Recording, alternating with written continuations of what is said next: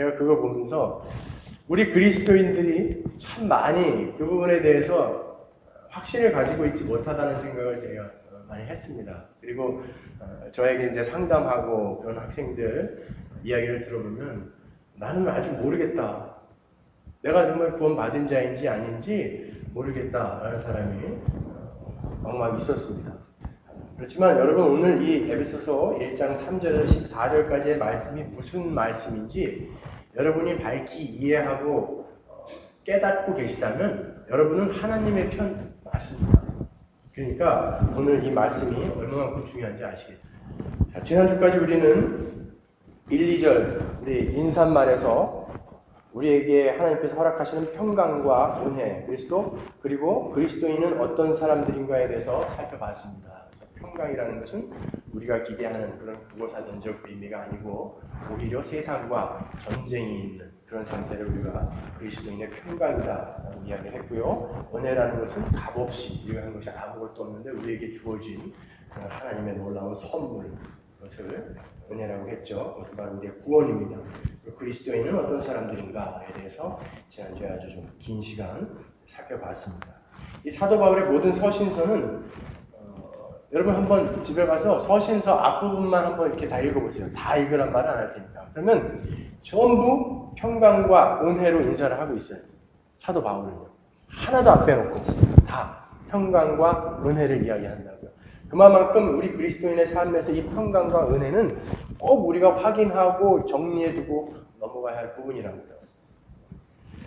하나님께서 우리가 아무 자격 없을 때 은혜로 우리들을 불러내시고 거룩하게 구별하셔서 성도라 부르셨어요. 그죠? 성도라 부르시고 믿는 자, 신실한 자가 되게 하셔서 우리에게 허락하신 그 평강이 무엇인지를 아는 자들은 즉각적으로 그 입에서 찬양이 나오게 돼 있다는 거예요. 찬양이. 우리가 누구이고 하나님이 누구신데 그분이 이러한 우리에게 허락하신 그게 무엇인지 그 은혜와 평강이 무엇인지 아는 자들은 입에서 반드시 감탄사, 찬양이 탁 터져나오게 돼 있다는 거예요. 그래서 사도 바울은 오늘 뜬금없이 3절을 시작하면서 내용도 이야기하기 전에 찬송하리로다 이렇게 시작하는 거예요. 찬송하리로다. 감옥에 있는 사람이 찬송하리로다 이렇게 시작하는 거예요. 사도 바울은 그것이 무엇인지 명확하게 알았다는 거죠. 우리가 찬양을 많이 합니다. 그죠? 우리가 조금 전에도 찬송을 불렀는데 그 찬송이라는 게 도대체 뭐예요? 찬양은 하나님께서 우리에게 하신 일이 무엇인지 알고 우리가 누구인지 알고 하나님은 어떤 분인지 알고 그것이 너무나 감격스러워서 가만히 있을 수가 없어서 그게 밖으로 터져 나오는 거. 그런 감탄과 감격, 자랑이 찬양인 것입니다.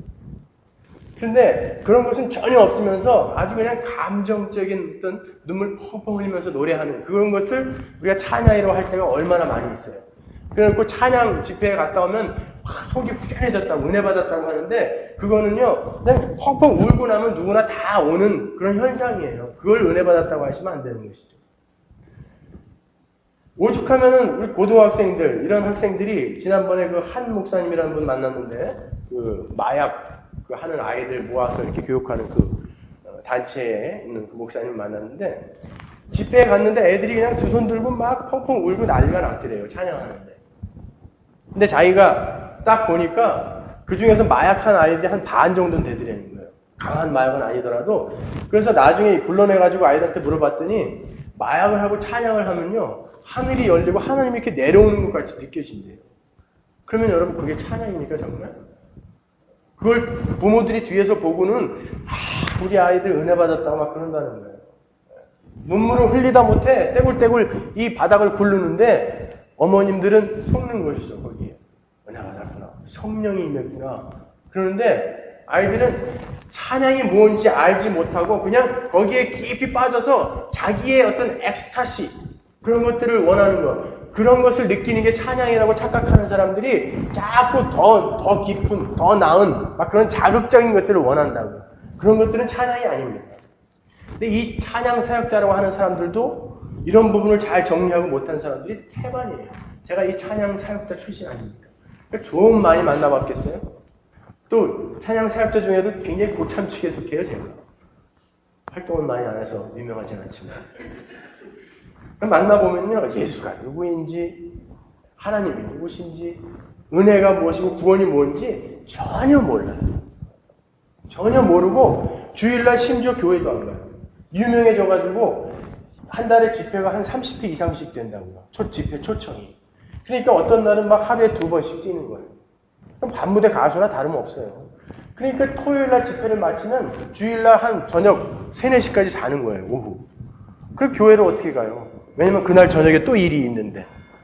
그러다 보니까 뭘 물어보면은 아무것도 몰라요. 근데 눈물 흘리면서 두 손 들고 막 찬양하고 박수 쳐주면은 막 하나님께 영광의 박수. 자기는 박수 받을 자격 없다 이거죠. 사기예요. 그러면서 한 분이 그러더라고요. 한 사모님이 저에게 신학을 한 3개월 공부했을 때 자기가 신학교를 가려고 신학을 한 3개월 공부했는데 그 신학이 자기의 신앙을 다 갉아먹었대요. 그렇게 이야기하더라고요. 신학이 신앙을 갉아먹었다는 거예요. 신학이라는 게 뭐예요? 다른 신학. 하나님에 대한 공부가 신학이거든요. 근데 어떻게 그 신학이 신앙을 갉아먹어요? 거기에는 몇 가지 이유가 있겠죠, 그러면. 그 학교에서 가르쳐줬던 신학이 엉터리든지, 두 번째로는 그 사람의 신앙이라는 것이 아주 체험적이고 신비적인 신앙, 그런 신앙 갖고 있는 사람들이 있잖아요. 그리고 그분한테는 하나님이 누구이며 뭐 은혜가 뭐고 구원이 뭔지 상관없는 거예요. 그냥 계속해서 체험만 하고 계속해서 신비적인 어떤 기적만 보면 그 사람은 그냥 뭐 그게 뭐 유대인들이 믿는 하나님이든지 알라이든지 뭐 힌두교인들이 믿는 브라마든지 그게 석가모니든지 상관없는 거예요. 그냥 자기에게 체험만 주면 그냥 하나님, 여호와, 예수 그리스도라고 부르면서 가는 거예요. 그러니까 신학이 그 사람들에게 가가지고 뭐 별반 도움이 안 되죠, 그것이. 근데 정말 성경은 이렇게 그런 지식이 없이도 우리가 신앙생활을 잘 할 수 있다라고 이야기하는가. 성경은 정말 이렇게 예수에 대해서 알지 못하고 하나님에 대해서 알지 못하고 그저 그냥 뭐 아픈데 손 얹고 기도해라 뭐 해가지고 좀 낫고 뭐 예언해주고 이러면은 그냥 잘하는 신앙생활이다라고 이야기를 하는지 보자고요. 호세아서 4장 6절 한번 보겠습니다. 내 백성이 지식이 없으므로 망하는도다. 내가 지식을 버렸으니 나도 너를 버려 내 제사장이 되지 못하게 할 것이요 내가 내 하나님의 율법을 잊었으니 나도 내 자녀들을 잊어버리리라. 6장 3절로 갑니다. 그러므로 우리가 여호와를 알자. 힘써 여호와를 알자. 그의 나오심은 새벽빛같이 일정하니 비와 같이 땅을 적시는 늦은 비와 같이 우리에게 임하시리라 하리라. 우리는 성경은요 이렇게 여호와에 대한 지식이 없으면 니네들은 망한다 그런다고요. 어떻게 우리가 어떤 대상을 믿고 있는데 그 대상이 어떤 존재인지 알지 못하고 믿는다라는 이야기를 어떻게 할 수 있냐고요. 제가 우리 제임스를 믿는다 그러는데 쟤에 대해서 아무것도 제가 알지 못하는데 믿는다 그러면은 그건 믿고 싶은 거지 믿는 게 아니잖아요. 그 대상에 대해서 확실히 알아야 깨닫고 이해하고 있어야 우리는 믿는다 그러는 거예요. 그것을 신앙이다 그러는 거란 말이죠. 그 지식, 알고 있는 그 지식에서 신앙이 나온다면 그 지식, 내가 하나님이 누구신지 알고 야, 그분이 나에게 행하신 그 은혜가 뭔지 알면 거기서 터져 나오는 게 찬송이라는 거예요. 찬양하리다, 찬송하리로다 라는 그 찬송. 아우슈비츠 수용소에서 많은 일화가 있죠. 거기에서 600만 명이 학살이 되는데요. 거기에서 유대인들이 계속해서 찬양을 했다고 그래요. 어떤 무리들이 계속 찬양을 했다고 하는데 그걸 가지고 그 교회 예배당에서도 막 가르치더라고요. 우리도 어려운 상황에서 그렇게 찬양하자. 그게 뭐 원리상 나쁜 말은 아니지만 유대인들이 믿는 하나님이 우리가 믿는 하나님과 같은 하나님입니까, 여러분? 그들이 믿는 하나님은 우리가 믿는 하나님 아니에요. 그들이 아우슈비츠 수용소에서 찬양을 했다고 한다면 그들이 한 찬양은 뭐겠어요? 그들은 누구를 기다리고 있는 거예요? 메시아가 오셔서, 구원자가 오셔서 우리를 구원해 내주실 거다라는 그 하나님을 믿고 있는데 그들이 수용소에서 찬양을 했다면 빨리 구원자가 오셔서 우리를 구원해 내주었으면 하는 염원이었었겠지요. 그것은. 그게 어디에 찬양이었겠습니까? 그들은 우리가 믿는 그 하나님을 믿지 않아요. 그들이 하는 그런 찬양, 그것도 찬양은 아니라고요. 그러면 사도 바울이 하는 찬양, 이 찬송하리로다 라고 감옥에서도 터져 나오는 이 찬송, 그 찬송이 과연 이 아우슈비츠 수용소에서 그들 유대인들이 했던 그 찬양과 같은 찬양이겠는가? 사도 바울이 한 찬송의 그 내용은 무엇인지 한번 살펴보도록 하겠습니다. 그것이 바로 오늘 이 3절에서 14절까지 명확하게 나와 있는 거예요.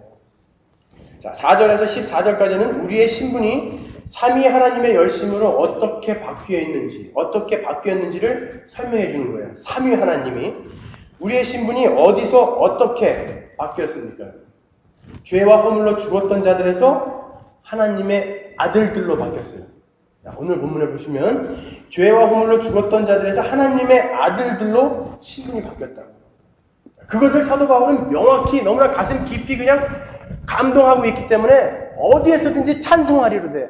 베드로전서, 베드로후서에서 찬송하리로다 이렇게 시작한다고요. 이런 사도들이 찬송할 수밖에 없는 이유. 우리는 죄와 허물로 죽어 있었는데, 우리는 아무것도 할 수 없었는데, 그냥 나는 예수를 3년 반 쫓아다녔는데, 그냥 그를 부인할 수밖에 없었던 그런 나약한 존재였는데, 그냥 하나님이 나를 건져내어서 아들이 되게 만드셨다는 그것을 그냥 어떻게 주체할 수가 없어서 찬송을 하는 그 찬송이란 말이에요. 하나님의 아들들이 된 거, 하나님의 딸들이 된 거, 하나님의 자녀들이 된 그 사실이 찬송의 근거거든요. 제가 옛날에 아주 한참 전에 결혼하기도 전이니까 그 친구들하고 이제 술을 한 잔 먹고 운전을 하면 안 되는 상황에서 제가 운전을 했어요. 이미 2 아웃이었어요, 제가. 그러니까 2번 음주운전으로 걸렸었다고요, 벌써. 그러니까 한 번만 더 걸리면 한국에서는 3진 아웃 그래갖고 면허가 취소되는데, 그때 제가 검사하는 친구하고 안기부에 갓 들어간 친구하고 셋이서 같이 이제 술을 마시고 든든한 백이 있잖아요. 그래가지고 술을 한 잔 마시고선 운전을 하고 가다가 걸렸어요. 정경한테 딱 걸렸는데 물어보더라고요. 당신 뭐 하는 사람이냐고. 뒤에 있는 사람들한테 먼저. 나 어디 검사라고 이야기하니까 그러십니까? 당신은 뭐 하는 사람이냐고. 나 지금 안기부도 뭐라고 이렇게. 죄송합니다. 그러십니까? 저한테 당신은 뭐 하는 사람이라고 물어보는데 할 말이 별로 없어요. 그때 당시에. 그래갖고 술도 취했겠다 그래서 나 하나님의 아들이다 그랬어요. 당신 누구냐고 나 하나님 아들이다 그랬더니 그냥 조용히 좀 사과하고 그랬으면은 무마될 그 상황이었는데 하나님 아들이다 그랬더니 그 정경이 네가 하나님 아들이면 똥파리가 새다 그러더라고요. 그러면서 내려오려고 3진 아웃 해가지고 면허 취소당하고 다시 면허 시험 봐가지고 운전면허 땄거든요.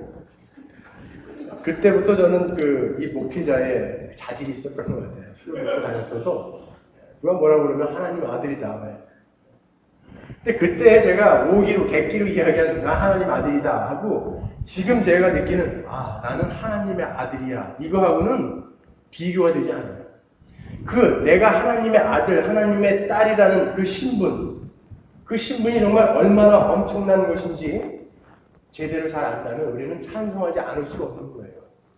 나는 하나님의 아들이다, 하나님의 딸이다. 그리고 그 하나님은 어떤 분이다. 근데 내가 그분의 자녀가 됐다. 사람들은 당신 누구냐? 그러면 우리 친구들처럼 나 검사다, 나 판사다, 나 어디 회사 사장이다. 이렇게 이야기하길 좋아한다고요. 그런 사람에게 그럼 당신 50년 후에도 당신은 검사냐? 라고 물어보면 글쎄 내가 50년 후까지 살겠니?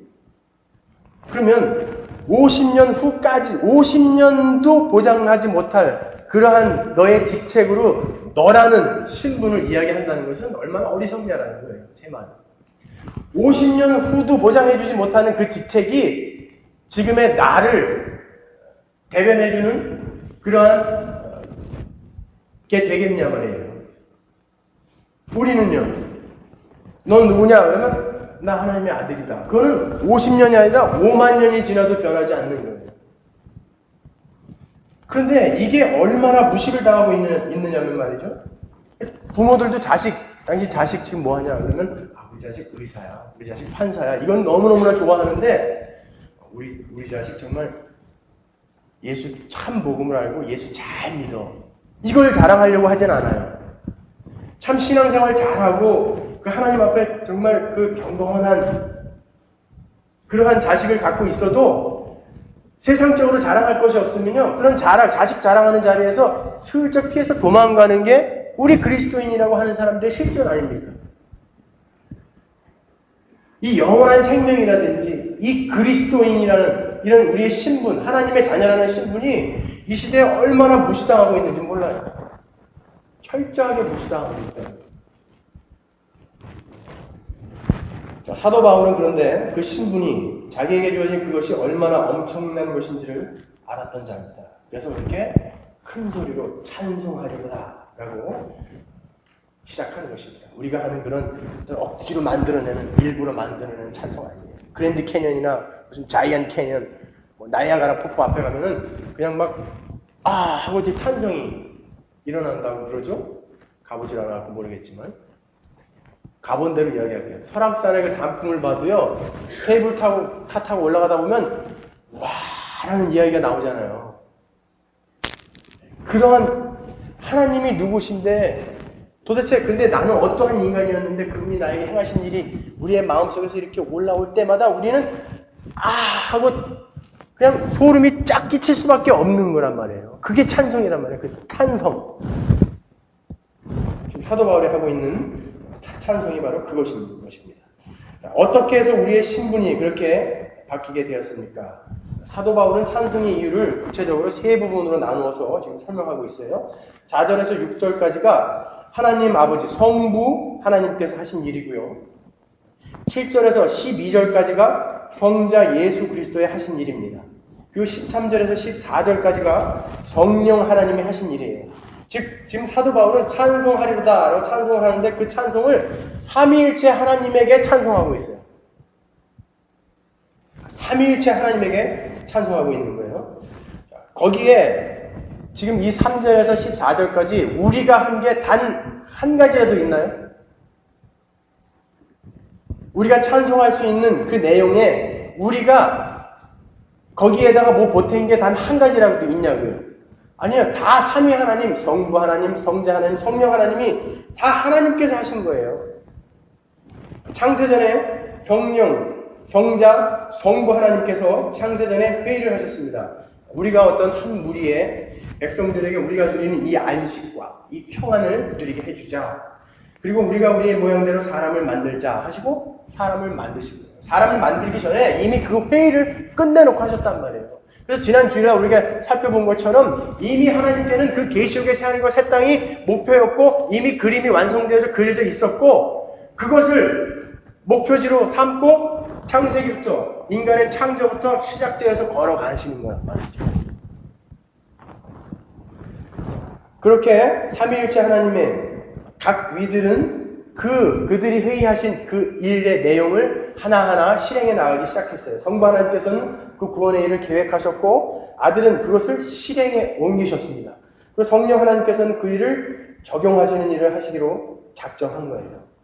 그 삼위 하나님께서 하신 일을 아는 자들이 어떻게 찬송하지 않을 수 있겠는가? 좀 더 구체적으로 3절에서 바울이 왜 그렇게 하나님을 찬송할 수밖에 없었는가를 살펴보겠습니다. 찬송하리로다 하나님 곧 우리 주 예수 그리스도의 아버지께서 Be blessed be the God and Father of our Lord Jesus Christ.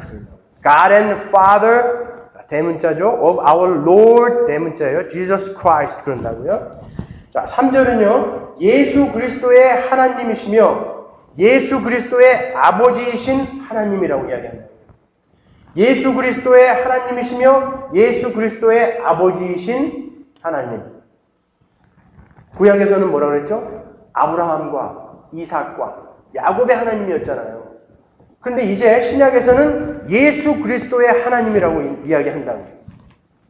왜 하나님께서 아브라함과 이삭과 야곱의 하나님으로 불리셨죠? 구약에서? 그들이 남들보다 믿음이 특출나서였나요? 아니요. 우리가 뭐 자세히 누누이 살펴봤지만 아닌 거 우리가 확인했잖아요. 왜 그랬죠? 그들에게 하나님은 계속해서 언약을 하셨다. 그들이 남들보다 나은 것이 전혀 없었음에도 불구하고 그들에게 언약을 하시면서 그 언약을 열심히 이루어 나가셨기 때문에 아브라함과 이삭과 야곱의 하나님이라고 그런다고요. 창세기 22장 17절에 보시면 아브라함에게 이런 언약을 하십니다.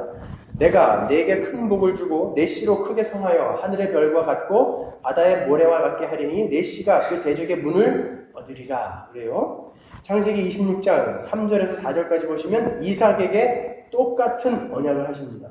이 땅에 유하면 내가 너와 함께 있어 내게 복을 주고 내가 이 모든 땅을 너와 내 자손에게 주리라. 내가 내 아비 아브라함에게 맹세한 것을 이루어 내 자손을 하늘의 별과 같이 번성케 하며 이 모든 땅을 내 자손에게 주리니 내 자손을 인하여 천하 만민이 복을 받으리라.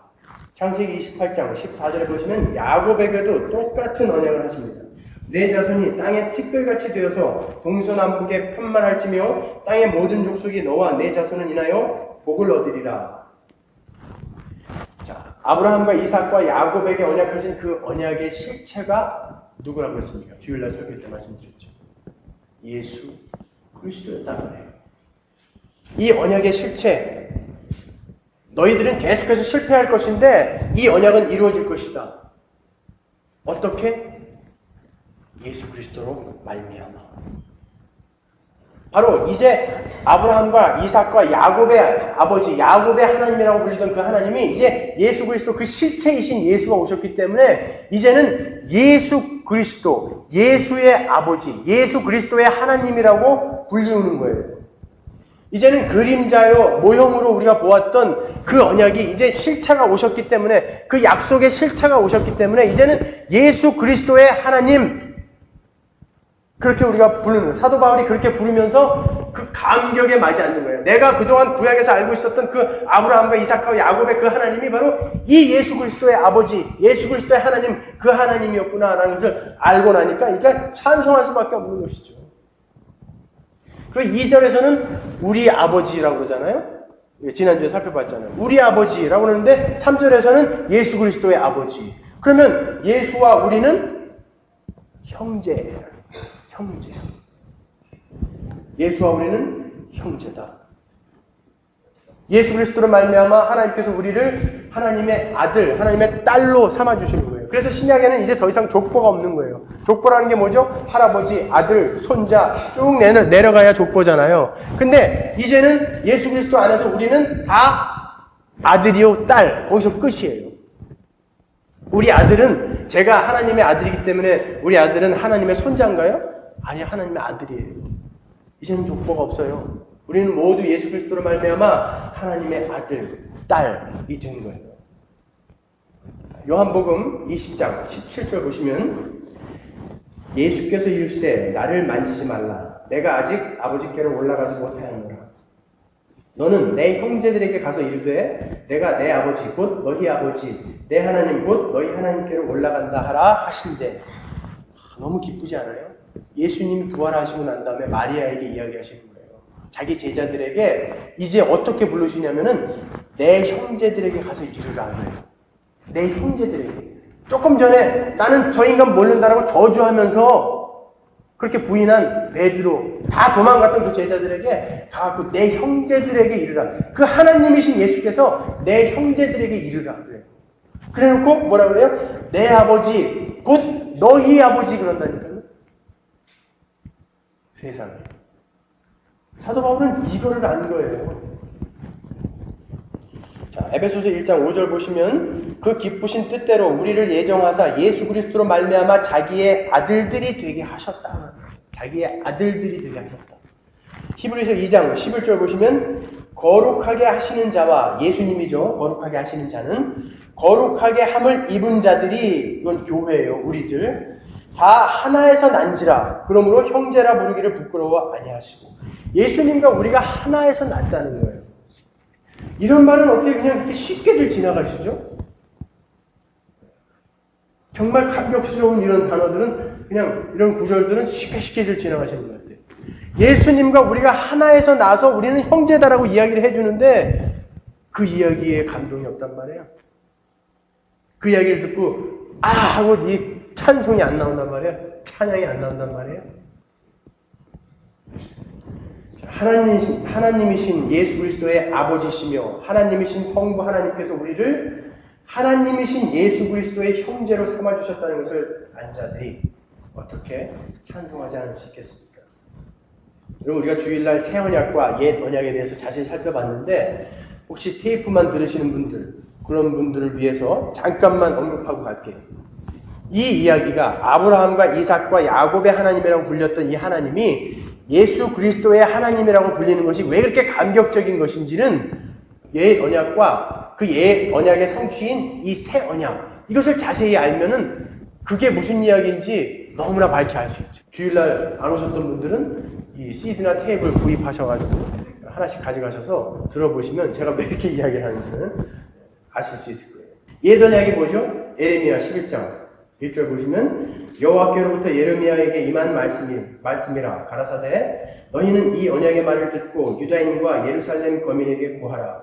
그들에게 이르기를 이스라엘의 하나님 여호와께서 이같이 말씀하시되 이 언약의 말을 좇지 않는 자는 저주를 받을 것이니라. 이 언약은 내가 너희 열조를 쇠풀무 애굽 땅에서 이끌어내던 날에 그들에게 명한 것이라. 곧 내가 이르기를 너희는 나의 목소리를 충성하고 나의 모든 명령을 조차 행하라. 그리하면 너희는 내 백성이 되겠고 나는 너희 하나님이 되리라. 율법 아래에 있는 그 언약. 너희가 내 말을 듣고 내 명을 조차 행하면 나는 너희 하나님이 되고 너희는 내 백성이 되리라. 율법 아래에 있는 그 언약. 그것을 우리가 옛 언약이라고 하는데 새 언약은 뭐라고 했어요? 히브리서 8장 8절 보시면 저희를 허물하여 일렀으되 주께서 가라사대 볼지어다 날이 이르리니 내가 이스라엘 집과 유다 집으로 새 언약을 세우리라. 또 주께서 가라사대 내가 저희 열조들의 손을 잡고 애굽 땅에서 인도하여 내던 날에 저희와 세운 언약과 같지 아니하도다. 위에서는 그 언약이다. 애굽 땅에서 인도하여 내던 날에 세운 언약이다 그러는데 저희와 세운 언약 같이 아니하다 그래요. 새 언약에서는 저희는 내 언약 안에 머물러 있지 아니하므로 내가 저희를 돌아보지 아니하였노라. 또 주께서 가라사대 그날 후에 내가 이스라엘 집으로 세울 언약이 이것이니 내 법을 저희 생각에 두고 저희 마음에 이것을 기록하리라. 나는 저희에게 하나님이 되고 저희는 내게 백성이 되리라. 그 구약의 그 옛 언약 그 제사제도와 그 율법만으로 우리가 구원을 받을 수 있다고 그랬습니까? 이스라엘의 역사를 보면 못 받았죠? 그것은 무엇을 상징하는 거라고 그랬어요? 예수 그리스도를 상징하는 거라고 했잖아요. 그 율법과 제사제도는 몽학 선생이다. 몽학 선생은 16살 미만의 아이들을 가르쳐서 학교까지 데려다주는 역할. 그러니까 거기가 목적이 아니라 이 예수 그리스도께로 인도하는 역할. 그것밖에 아니란 말이에요. 옛 언약. 그래서 이 옛 언약, 새 언약이 없는 옛 언약은 거짓이다 그랬잖아요. 새 언약을 결과화하지 않는 이 옛 언약은 죽음에 이르게 하는 직분이다. 모세를 향해서 그렇게 이야기할 정도로 그건 아무것도 아니란 말이에요. 유대인들은 아직도 아브라함의 하나님을 믿고 있다니까요. 유대인들은 아직도 야곱의 하나님을 부르고 있다니까요.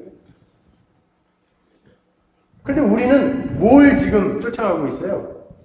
유대인 자식교육 방법, 유대인의 비즈니스 성공법, 그런 거 세미나 많이 하죠. 유대인들이 잘 살고 있으니까요. 왜요? 그들은요, 이 아직까지도 구약의 하나님을 믿고 있기 때문에 구약에서 그 복의 모형으로 주었던 이 땅의 것들, 아직까지도 거기에 목숨 걸고 있기 때문에 그들이 잘 살 수밖에 없어요. 제 생각에는 그래요. 근데 우리가 우리 자식들을 그렇게 유대인처럼 그렇게 길러가지고 그래 세상적으로 성공하고 부자 됐다고 쳐봐요. 그리고 지옥 가면 어떡하실 거예요?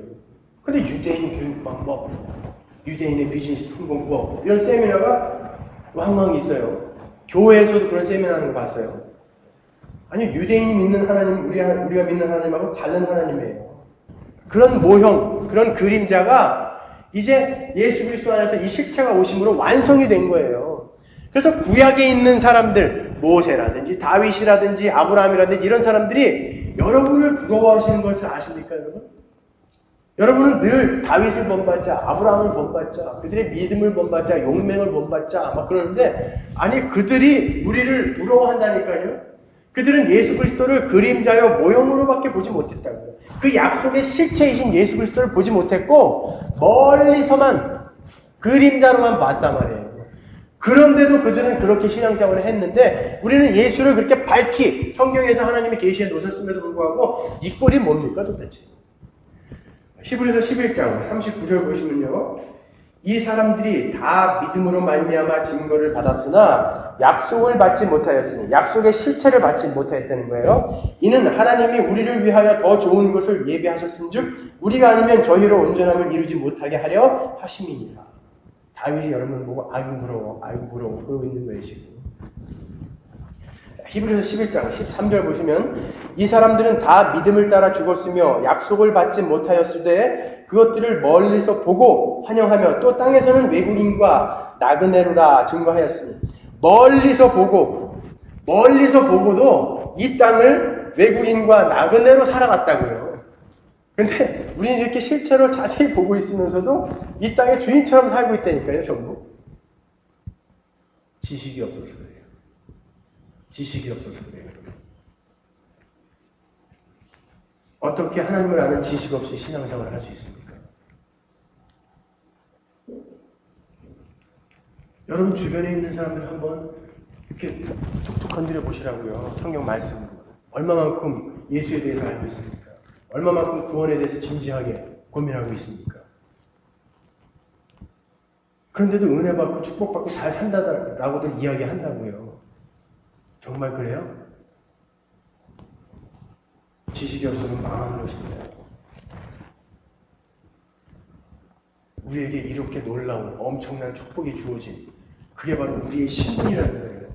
다윗이 부러워하는, 모세가 부러워하는, 아브라함이 부러워하는 그러한 존재. 그게 우리라고요. 이 시대의 교회. 너무도 모르고 있는 거예요. 하나님은 우리에게 복을 주십니다. 그런데 어떤 복이라고 이야기합니까? 3절에서. 하늘에 속한 신령한 복. 하늘에 속한 신령한 복. 우린 참 복 좋아해요. 그죠? 그러니까 뭐 숟가락에다가 밥그릇 뚜껑에다가 방석에다가 양말에다가 집 대문에다가 복 너무 좋아하죠. 근데 하나님은 지금 하늘에 속한 신령한 복이라고 해요. 성경이 말하는 복이 우리가 생각하는 그 복이겠습니까? 산상복음에서는 분명히 하나님께서 이렇게 이야기하세요. 그 해를 선인과 악인에게 고루 주신다 그래요. 그러니까 선인과 악인에게 골고루 주어지는 게 있어요. 마태복음 5장 45절 보시면 이같이 한즉 하늘에 계신 너희 아버지의 아들이 되리니 이는 하나님이 그 해를 악인과 선인에게 비추게 하시며 비를 의로운 자와 불의한 자에게 내리우심이니라. 선인과 악인, 하나님의 백성 아닌 사람들에게 골고루 내려주는 일반 은총이 있다고요. 여러분 예수 믿는 부자가 있죠. 예수 안 믿는 가난한 사람이 있어요. 그죠? 예수 믿는 가난한 사람이 있고 예수 안 믿는 부자가 있어요. 그러면 이거는 누구나 다 가질 수 있는 거죠. 그렇지만 하나님의 백성만 가질 수 있는 복이 있다니까요. 성경이 말하는 복은 그 복이에요. 누구나 다 악인이고 선인이고 다 가질 수 있는 게 아니라 하나님의 백성만 가질 수 있는 그 복. 그것을 사도 바울은 신령한 복이다. 이 시대의 기독교인들은요, 아직까지도 그 신명기 28장의 그 복, 들어가도 복을 받고 나가도 복을 받고 떡반적 그릇이 복을 받고 머리가 될지언정 꼬리가 되지 말며 꾸어 줄지언정 꾸지 말며 그 복, 신명기 28장 1절에서 14절까지 그 복, 그것들은 또 기가 막히게 알고 있더라고요. 그거 원하는 거 아니에요 지금. 그 복은 어디에서 어떻게 주어진다고 그러죠? 네가 내 말을 잘 지키고 행하면 내가 너에게 허락한 땅에서 너에게 주어진다고 그러죠. 그것은 천국을 상징하는 거예요. 예수 그리스도가 우리를 대신해서 우리를 품에 안고 하나님의 말씀을 다 지켜내면 우리에게 주실 그 복을 그때 당시에 실물적이고 임시적이며 외향적인 것, 그런 것들을 표현해 놓은 것이지 그것이 이 시대의 기독교인들에게 그대로 주어진다는 이야기가 아니라고요. 그때는 예수가 오시기 전이기 때문에 그들이 갖고 있는 그 복의 개념으로 설명을 해준 거라고요. 사도 바울은 그 복 이야기하는 거 아니에요. 그러니까 옛날에는 마치 제가 우리 아이에게 산수를 가르칠 때 아직 그 아이가 암산도 못하고 구구단도 모르고 그러니까 더하기 빼기를 하려면 사탕을 한 10개 갖다 놓고 5개 빼기 2개는 3개 이렇게 사탕으로 제가 가르친다고요. 요즘 우리 막내에게.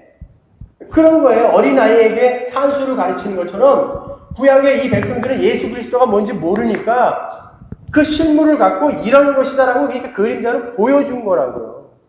우리 아들은 그냥 한 문제 풀 때마다 사탕을 하나씩 까먹어가지고 결국은 끝까지 못 맞춰요. 우리.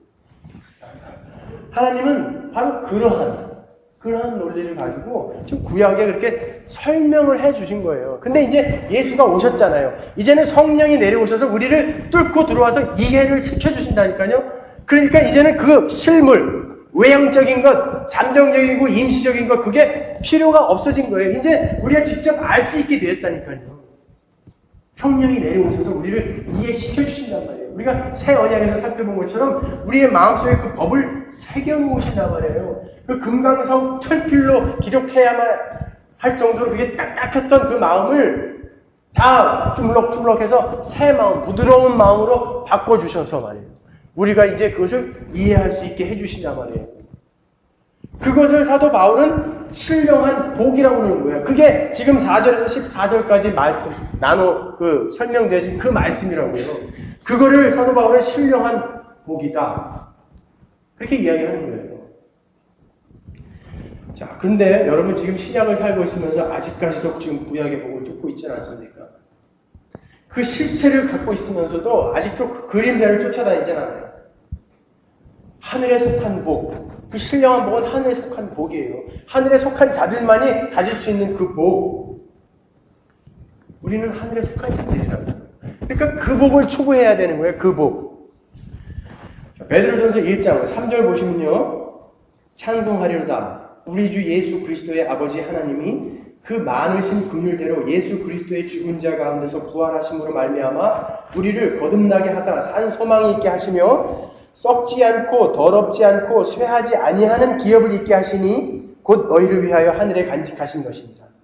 우리는 낡아지고 쇠하는 구약적인 그런 축복을, 그런 것을 원하는 자들이 아니라 썩지 않고 더럽지 않고 쇠하지 아니하는 그런 것, 거기에 눈을 두고 살아가야 하는 자들이라는 거예요. 우리는 하늘에 속한 자들이기 때문에. 빌립보서 3장 18절 보시면요. 내가 여러 번 너희에게 말하였거니와 이제도 눈물을 흘리며 말하노니 여러 사람들이 그리스도 십자가의 원수로 행하느니라. 자, 그리스도 십자가의 그 원수들은 저희의 마침은 멸망이요 저희의 신은 배요 그 영광은 저희의 부끄러움에 있고 땅의 일을 생각하는 자라. 그들의 신은 하나님도 아니고 예수도 아니고 지 배라는 거예요. 지 배. 지 배만 배부르게 해주면은 오케이요. 만사 오케이. 하나님에 대한 지식 다 필요 없는 거예요. 지 배만 부르게 해주면은 오케이. 그리스도의 십자가의 원수들은 땅의 일을 생각하는 자다. 이렇게 어떻게 더 자세히 이야기해줘요, 성경이. 그 말씀은 그렇지만 말이 그렇죠. 어떻게 또 이 일로 돌아가실 거예요, 또? 20절 보시면 오직 우리의 시민권은 하늘에 있는지라 거기로서 구원하는 자 곧 주 예수 그리스도를 기다리노니. 우리의 시민권이 어디에 있다는 거예요? 하늘에 있다는 거예요. 여러분의 시민은 여기 LA, 무슨 미국 시민, 한국 시민, 캐나다 시민, 그거 중요하지 않다는 거예요. 여러분의 시민권은 하늘에 있다. 하늘에 있다. 우리의 시민권은 하늘에 있다. 요한일서 2장 15절 보세요. 이 세상이나 세상에 있는 것들을 사랑치 말라. 누구든지 세상을 사랑하면 아버지의 사랑이 그 속에 있지 않다. 이는 세상에 있는 모든 것이, 세상에 있는 일부가 아니라 모든 것이 everything, 육신의 정욕과 안목의 정욕과 이생의 자랑이니 다 아버지께를 쫓아온 것이 아니니까, 세상으로 쫓아온 것이니까 너희들 세상에 있는 것 사랑하지 말아라. 사랑하지 말라는 것들을 하나님의 이름을 부르면서 그것만 달라고 조르고 있고 그것 하나님이 주신다라고 가르치고 있는 교회가 교회냐 말이에요.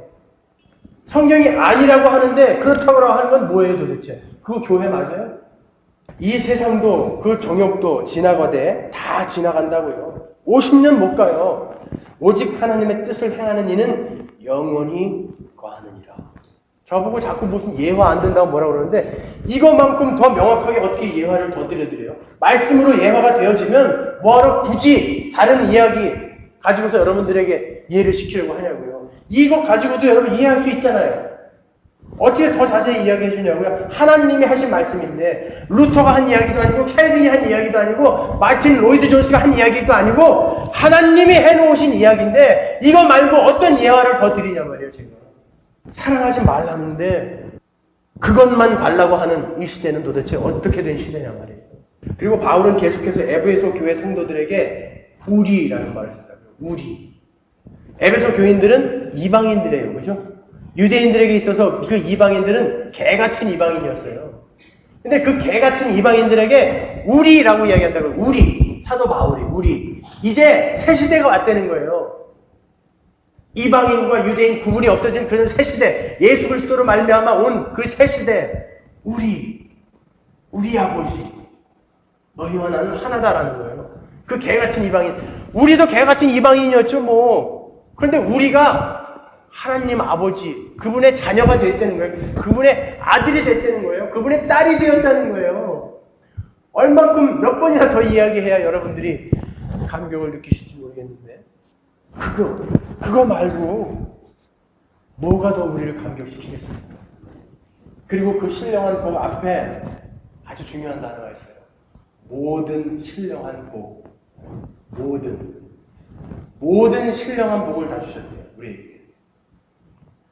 교회에서 그러죠. 어떤 사람은 저 사람 축복받아갖고 저렇게 잘 살아.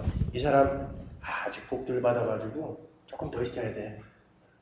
한 복 80%밖에 못 받은 것 같아. 이렇게 뉘앙스를 풍기면서 가르치는 사람도 있잖아요. 왜? 당신들 더 노력해갖고 더 축복받도록 노력해. 아니요. 성경은 모든 복, 100점, 100%의 복을 다 주었다는 거예요. 우리에게. 모든 복을 어떻게 해요? 줄 것이다? has blessed. 다 주었대요, 우리에게. 이미 과거 완료로 쓴다고요. has blessed. 우리는 그 복을 다 받은 자들이라고요. 여러분, 우리가 지금 하늘에 속한 사람이고 그 하늘의 신령한 것들을 바라는 자들이라면 하나님이 그 신령한 것은 100% 다 줬대요. 다 줬대요. fullness. 다 줬대요. 다. 그 충만을 우리에게 다 주었대요. 그러면 우리가 하나님의 자녀라는 그 명백한 그 신분의 확인이 있다면 이 땅에서 왜 부족한 듯 살아가야 됩니까? 뭐가 부족하신 거예요, 여러분은? 어떤 게 부족하신 거예요? 세상 게 부족한 거죠, 지금 여러분들에게. 하나님은 우리에게 하나님의 것은 다 줬다라고 한다고요. 구약에서도 여호와는 나의 목자시니 내게 부족함이 없으리로다 그러는데 신약을 살아가는 우리가 여호와는 나의 목자신데 왜 이렇게 난 늘 부족할까? 왜 이러고 사는 거예요? 아니, 구약의 그 시편 기자도 여호와는 나의 목자시니 내게 부족함이 없다라고 그러는데 말이에요. 예수 그리스도라는 그 실체를 명확히 알고 있는 우리가 왜 하나님은 여호와는 나의 목자신데 나는 왜 이렇게 늘 부족한가? 왜 그렇게 사용하게? 우리는 모든 복을 다 받았다니까요. has blessed. 100점. 우리가 살아가는 모습이 자꾸 20점, 10점짜리인 것 같아갖고 아닌 것 같아. 아니니까 여러분은 100점이라니까요. 100점.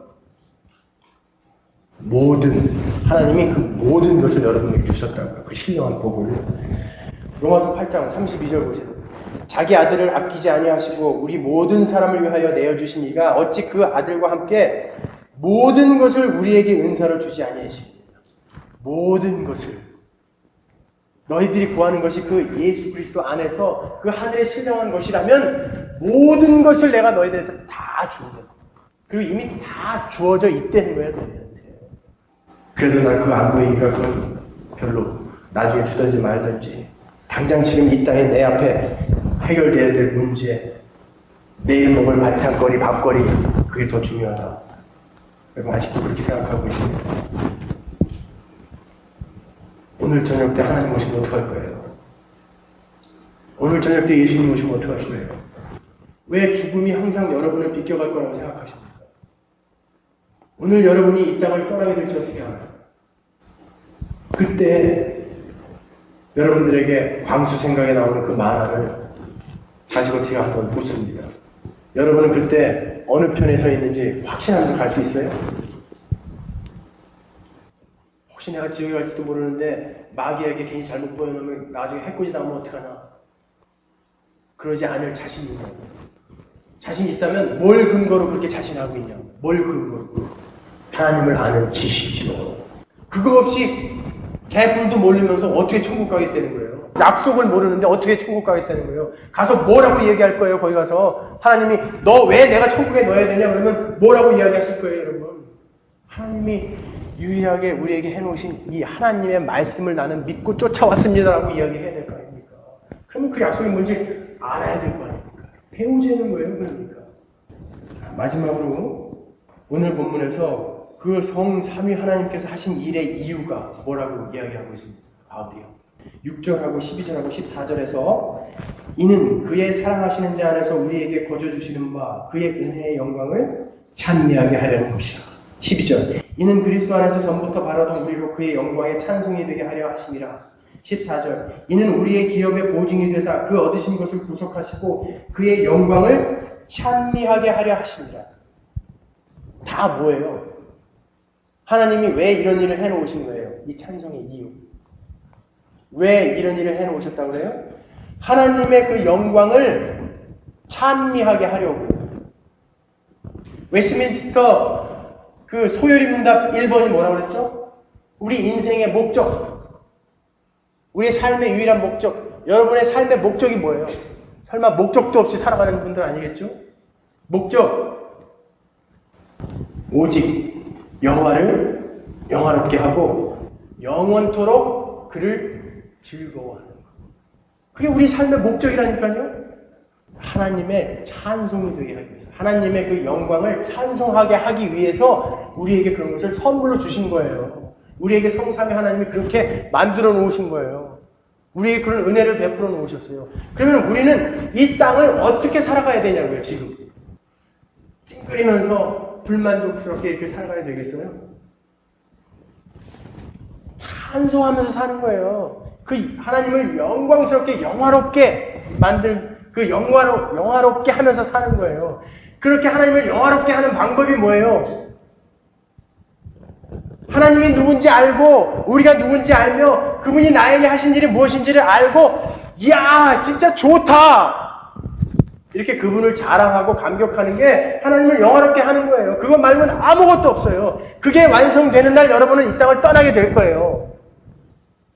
제가 주일날이고 수요일이고 금요일이고 하는 게 그냥 다 그 이야기예요. 그 이야기로 끝나는 거예요. 우리는 그 상태가 되면 이 땅을 떠날 수 있을 거예요. 이 지긋지긋한 나그네요 이방인인 이 삶을 이제 접고 우리 새 집, 그 집으로 갈 거예요. 예전에 우리가 강배동에 집을 새로 이렇게 리모델링 하고 있었어요. 근데 그동안에 살 집이 없어서 잠깐 새를 살았다고요. 사골새 6개월 동안. 그렇지만 여기는 너무 불편했어요. 많은 식구들이 조그만 집에서 사골새 살아야 되니까 화장실도 불편하고 잠자리도 불편하고. 하지만 불편한 줄 몰랐어요. 왜요? 6개월 후면 나는 저 멋진 새 집에서 살 수 있으니까. 그게 약속되어져 있었으니까 나는 이게 불편하지 않았다고요. 그래서 나중에 이 새 집이 완성된 날 정말 기쁘게 떠나갔다고요. 너무 여기 떠나기 아쉽다. 이런 생각 요만큼도 없었어요. 예수 그리스도께서 여러분이 거할 처소를 예배하러 가셨다는 거죠. 여러분 그 처소를 기다리고 있는 분이십니까? 이 땅에다가 정말 재무장만한 금 문패 달고 금 기아장 달고 여러분이 이방인이요 나그네요 살아가야 하는 이 땅의 것을 치장하는데 일로 매진하고 계십니까? 아니잖아요. 우리는 그 처소를 약속받은 자이기 때문에 흥분되는 마음으로 기다리면서 가야 되는 거 아니에요. 여러분 그 사골새빵에다가 자꾸 돈 들이고 자꾸 치장하다 보면 나중에 거기 떠나기 싫어요. 될 수 있으면 버리는 연습들 하는 거예요.